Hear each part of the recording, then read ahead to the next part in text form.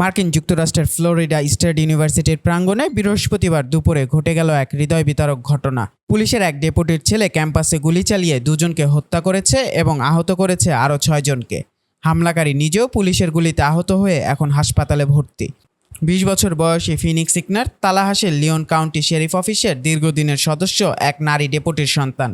Police জানিয়েছে হামলার সময় ইগনার তার মায়ের পুরনো সার্ভিস রিভলভার ব্যবহার করছিল। তার কাছে একটি শটগানও ছিল, যদিও সেটি ব্যবহারের বিষয়টি নিশ্চিত হওয়া যায়নি। ঘটনাটি ঘটে ফ্লোরিডার স্থানীয় সময় দুপুর 12টার কিছু আগে, যখন ক্যাম্পাসে ক্লাস চলছিল এবং অসংখ্য শিক্ষার্থী বাইরে অবস্থান করছিল। গুলির শব্দে পুরো ক্যাম্পাসে ছড়িয়ে পড়ে আতঙ্ক। শিক্ষার্থীরা দৌড়ে নিরাপদ আশ্রয়ের খোঁজে ছোটেন। কেউ কেউ ভবনের ভেতরে টেবিল অথবা চেয়ারের ব্যারিকেড তৈরি করে নিজেদের রক্ষা করে। একজন শিক্ষার্থী বলেন, প্রথমে মনে হয়েছিল আগুন লাগার অ্যালার্ম বেজে উঠেছে, কিন্তু এরপরেই শুনি একের পর এক গুলির শব্দ। আমরা তাড়াতাড়ি দরজা বন্ধ করে টেবিল দিয়ে আটকে দেই। পুলিশের ভাষ্যমতে ইগনার ছোটবেলা থেকেই শেরিফ অফিসের নানা কার্যক্রমে যুক্ত ছিল। সে ইউথ অ্যাডভাইজারি কমিটির সদস্যও ছিল এবং অফিসের কিছু কিছু প্রশিক্ষণও নেওয়া ছিল তার। লিওন কাউন্টি অফিসের শেরিফ ওয়াল্টার ম্যাকলিন বলেন, সে আমাদের পরিবারের মতো ছিল।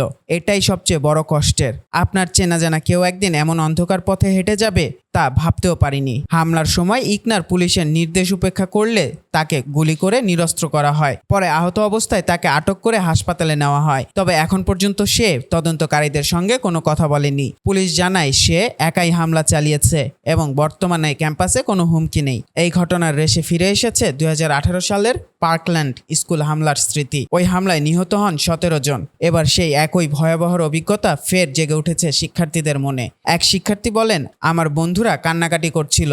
কেউ কেউ ফোনে বাড়িতে বলছিল, আমাকে ভালোবাসো, যদি আজ শেষ হয়ে যায়। এমন জীবন আমরা চাইনি। ঘটনার পরপরই ক্যাম্পাসে জরুরি সতর্কতা জারি করা হয়। বন্ধ করে দেওয়া হয় সকল ক্লাস ও সব ধরনের কার্যক্রম। বিশ্ববিদ্যালয় কর্তৃপক্ষ জানিয়েছে পুরো সপ্তাহব্যাপী ক্লাস ও খেলাধুলা বন্ধ থাকবে।